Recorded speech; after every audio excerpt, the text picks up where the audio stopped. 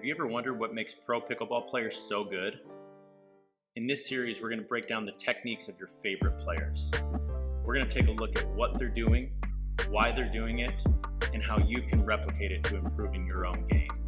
Stay tuned.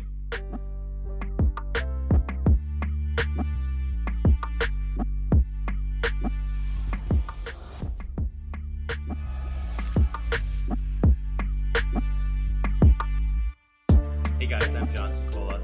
I'm a professional player and I'm a coach of almost 20 years if you count tennis and pickleball combined. I've learned a lot of insights along the way, and it's going to be my goal to share those with you and hopefully improve on your pickleball game. In today's video, we're going to be looking at the technique for developing quick hands up at the kitchen line. I'm a firm believer that this is one of the most important skills in pickleball, which is why I wanted to start the series on this topic. You can be a great dinker and have the best third shot drops on the court, but if you're vulnerable to attack up at the kitchen line due to slow hands, your soft game isn't going to take you very far. So let's get into it and start breaking down some video. When it comes to hand speed, I don't think there's anyone better on the tour right now than JW Johnson. I'm going to start off by rolling a few points of JW for you to watch. All of these points end in hand speed battles. I want you to watch closely and see if you notice JW doing anything different than maybe what you're used to seeing in rec play out at your home courts. So for this first clip, we're going to take a look at weight distribution and balance. When you're volleying fast like this, it's not about can you hit the shot one time, but it's can you hit it multiple times in a row. And balance plays a really big part of that.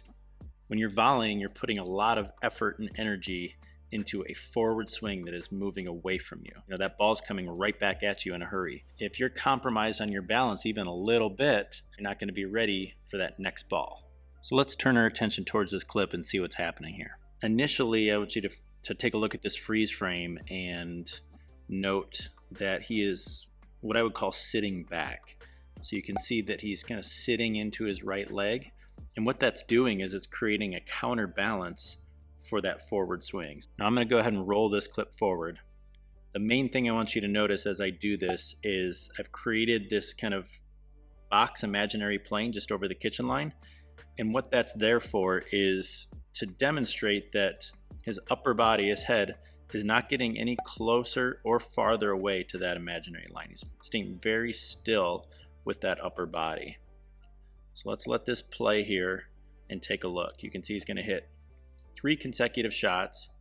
And if we just kind of look at a comparison of where his head is compared to where that imaginary plane is, you can see his paddle's moving through there, but his upper body and his head is not changing in relationship to that spot.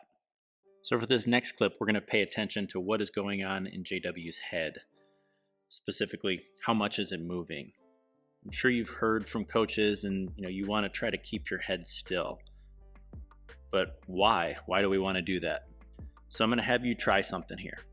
If you look straight ahead and then quickly move your head left and right, quickly back and forth left and right, you're going to notice that when you have those quick movements, your vision blurs and then you've got to refocus. So one of the reasons we keep our head still, especially in fast exchanges, is we want to be able to see the ball clearly. If you're darting your head back and forth and moving it all over the place, your vision's going to blur, and then you're going to lose track of the ball as you're trying to pick it up and see it come in.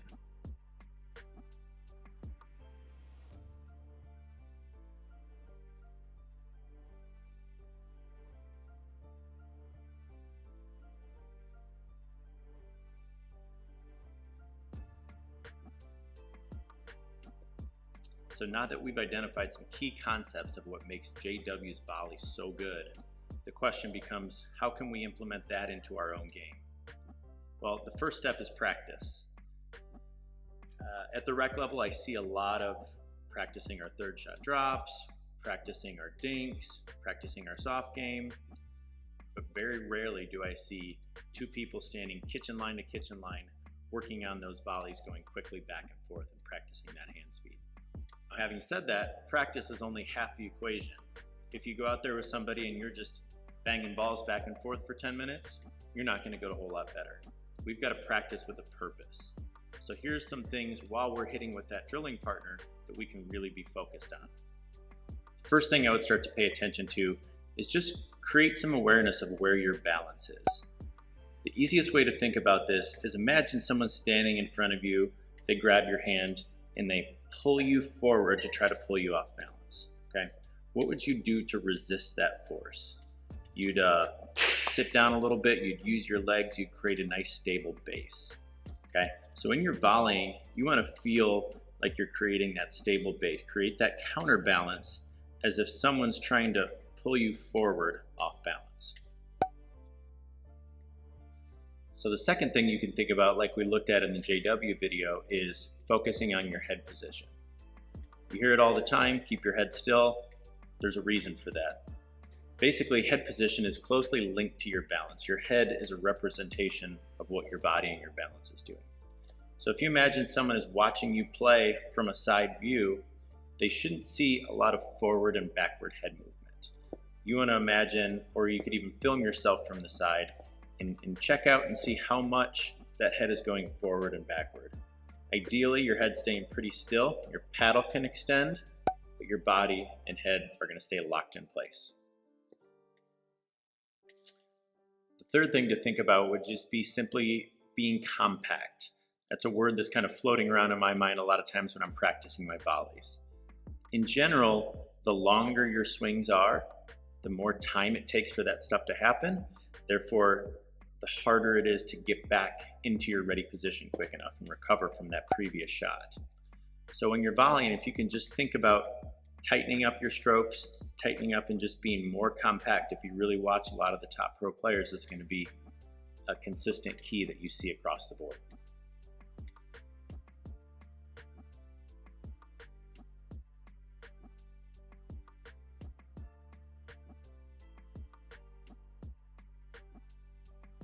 Well, hopefully you got some good value out of today's tips that I gave you. If you'd like to see more videos like this, like and subscribe below. Also in the comments below, leave me some feedback as far as what other pros, techniques, specific shots you'd like to see broken down in future videos. Thanks.